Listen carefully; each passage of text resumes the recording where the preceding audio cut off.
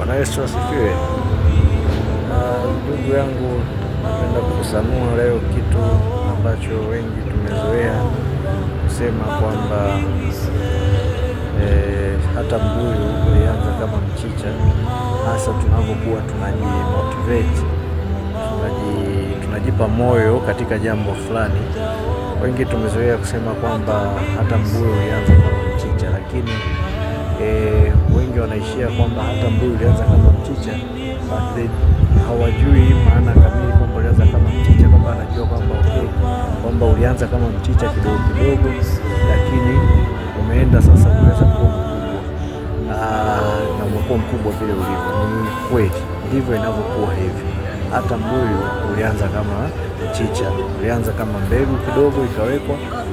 Baada ya ile mbegu kuwekwa kwa pale chini, ikaota na ikaota kiunyasi, then ikakua ikaenda kuwa na ile morphology, umbile lake kubwa vile.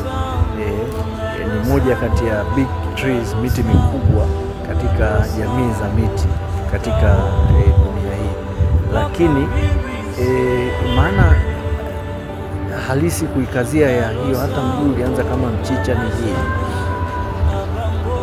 Unatakiwa uangalie kwamba mbuyu mpaka kufikia pale ulipofikia, toka kwenye hali ya mchicha mpaka kufika kwenye hali ya mbuyu, kuwa tofauti na ule mchicha ambao mchicha uliweza kubakia pale pale, baada ya siku kadhaa unanyauka na unaishia kuota zile mbegu zake ukiwa bado huko chini na mwembamba vile vile, lakini mbuyu wenyewe unaendelea kwenda kuwa mkubwa namna ile.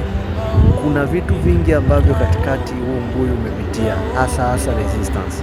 Kuna resistance nyingi ambayo huo mbuyu umepitia mpaka kuweza kufika pale. Anza kwa kuangalia kwamba mchicha hauwezi kustawi hata siku moja sehemu ambayo haina maji, lakini mbuyu huo unastawi sehemu ambazo kame. Ukiangalia kwa maeneo kama ya Dodoma na ukanda ule ambao wa ukame, ndio utakuta miti ya mibuyu iko mingi sana, kwa sababu wenyewe una resist huko, unaweza kusurvive katika hali ya ukame.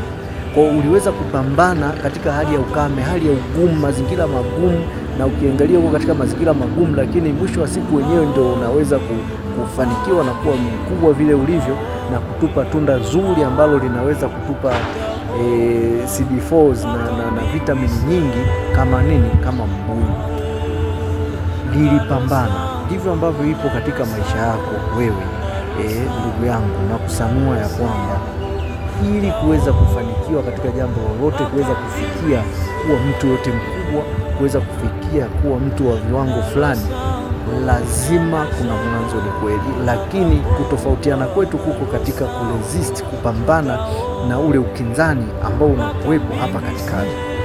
Na ukinzani mwingi, ukinzani ukiwepo, ukinzani ule wa masuala ya kifedha, kuna ukinzani wa masuala ya afya, kuna ukinzani ambao ni wa aina nyingi, ambao inatakiwa wote mwelewe ya kwamba bila kuvuka hivyo vikwazo hauwezi kuweza kuwa mtu fulani, hauwezi, kama biashara yako haiwezi kufika katika level fulani, kama shule pia haiwezi kufika katika level fulani, kama utaweza kushindwa kufika katika kuvuka katika hivyo vikwazo. Kumbuka watu wote wakubwa ambao wana mafanikio makubwa, ambao walivuka katika viwango vikubwa, walipitia kwenye vikwazo. Yesu mwenyewe ambaye ndio mfano wetu, ambaye wote tunamfuata kama mfano, yeye mwenyewe alipitia katika vikwazo, alikufa, siku ya tatu akafufuka.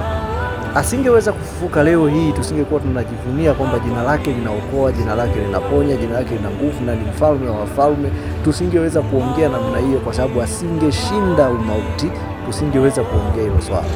Ukiangalia Daudi aliweza kupigana na dubu kule msituni, na aliweza kupigana na Goliath. Baada ya kupigana na Goliath ndipo alipotambulika kwamba huyu mtu Bwana sio mtu wa kawaida, bali ni mtu wa tofauti. Na tunaona katika ufalme kutoka katika kizazi chake cha Daudi ndipo anazaliwa mshujaa mwingine ambaye ni Yesu. Angalia kina Musa, angalia watu wote wale wakubwa, ni walipambana kuweza kufika pale walipofika kuwa kwenye ufunuo. Kwa hiyo ndugu yangu, nataka kukwambia kwamba unaposema kwamba hata mbuyu ulianza kama mchicha, elewa kwamba lazima utakutana na upinzani. Usikate tamaa hata mpaka uweze kutoboa. Mungu akubariki, Mungu akulinde, akuwezeshe kuvuka katika upinzani ule ambao unaweza ukaupitia, hasa pale unapoweza kukutana na na changamoto katika kuendea ukuu wako. Usiogope wala usikate tamaa unapopimwa. Mungu anatupima, lazima upimwe ili kuweza kujulikana kama je, kweli katika hiyo ukubwa unaoombea utaweza kufika, katika uongozi unaoombea utaweza kufika, huo biashara unazoombea, utajiri unaoombea utaweza kufika. Lazima upimwe ili tuweze kujua kama unaweza kusimama imara, then you will get it. Mungu wa mbinguni akubariki sana. Amen.